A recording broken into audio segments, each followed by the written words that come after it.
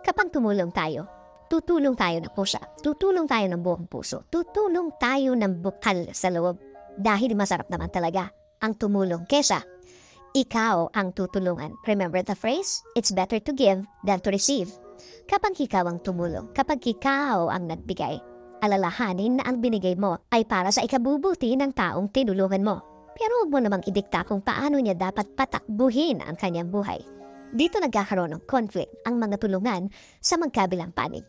Kapag ang isa ay isinumbat na ang kanyang ibinigay at ang isa naman, feeling niya walang bayad ang tulong na ibinigay. Nagiging problema lang naman ang tulungan kapag ang feeling ng isa ay nagiging obligasyon na sa kanya ang tinutulungan niya. Ina-adjust na niya ang lahat para lang matulungan ang tinutulungan niya. Kapag may nasasakripisyo na, maghahanap ka na ngayon ng kapalit ng ibinigay mo. At ang isa naman, feeling ng tinutulungan, wala siyang obligasyon na magbigay ng supli dahil ang alam niya, libre at walang balikan ng tulungan ang mangyayari. Ang tanging obligasyon ng tinutulungan ay pagbutihin niya ang buhay niya.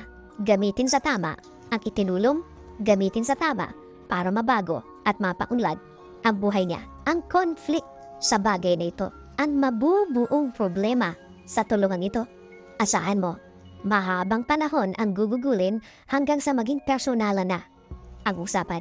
Hanggang ang mga nasasaktan na ay hindi na dapat nasasaktan dahil hindi naman sila kasali in the first place sa naging usapan. Payo ko, maging malinaw ang lahat.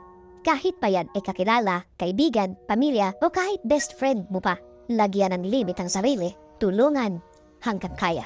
Tumulong habang tinutulungan ng sarili niya ang tinutulungan. Again, maging malinaw at maging bukal sa loob palagi.